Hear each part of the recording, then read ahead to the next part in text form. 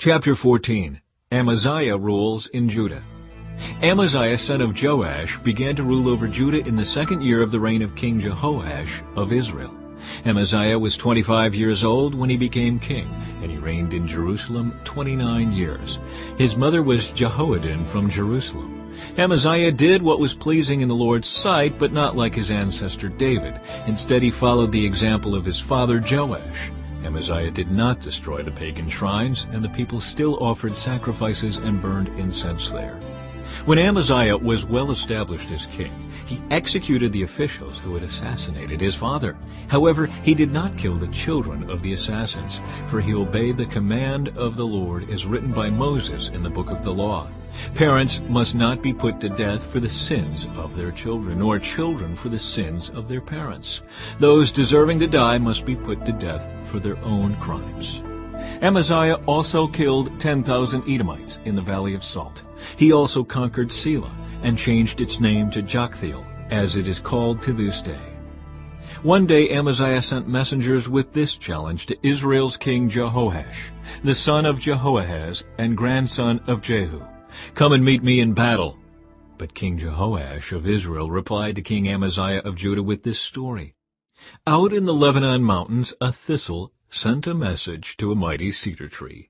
'Give your daughter in marriage to my son.' But just then a wild animal of Lebanon came by and stepped on the thistle, crushing it. You have indeed defeated Edom, and you are very proud of it, but be content with your victory and stay at home. Why stir up trouble that will only bring disaster on you and the people of Judah?" But Amaziah refused to listen. So King Jehoash of Israel mobilized his army against King Amaziah of Judah. The two armies drew up their battle lines at Bethshemesh in Judah. Judah was routed by the army of Israel, and its army scattered and fled for home. King Jehoash of Israel captured Judah's king, Amaziah son of Joash and grandson of Ahaziah, at Bethshemesh. Then he marched to Jerusalem, where he demolished 600 feet of Jerusalem's wall, from the Ephraim gate to the corner gate. He carried off all the gold and silver and all the articles from the temple of the Lord. He also seized the treasures from the royal palace, along with hostages, and then returned to Samaria. The rest of the events in Jehoash's reign and everything he did, including the extent of his power and his war with King Amaziah of Judah, are recorded in the book of the history of the kings of Israel. When Jehoash died, he was buried in Samaria with the kings of Israel, and his son Jeroboam II became the next king. King Amaziah of Judah lived for 15 years after the death of King Jehoash of Israel. The rest of the events in Amaziah's reign are recorded in the book of the history of the kings of Judah. There was a conspiracy against Amaziah's life in Jerusalem, and he fled to Lachish. But his enemies sent assassins after him, and they killed him there. They brought his body back to Jerusalem on a horse, and he was buried with his ancestors in the city of David.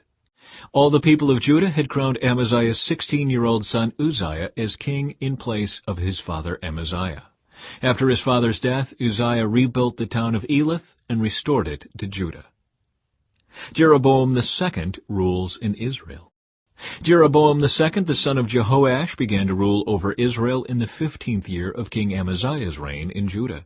Jeroboam reigned in Samaria 41 years. He did what was evil in the Lord's sight. He refused to turn from the sins that Jeroboam son of Nebat had led Israel to commit. Jeroboam II recovered the territories of Israel between Lebo-Hamath and the Dead Sea, just as the Lord, the God of Israel, had promised through Jonah son of Amittai the prophet from Gath-Hepher.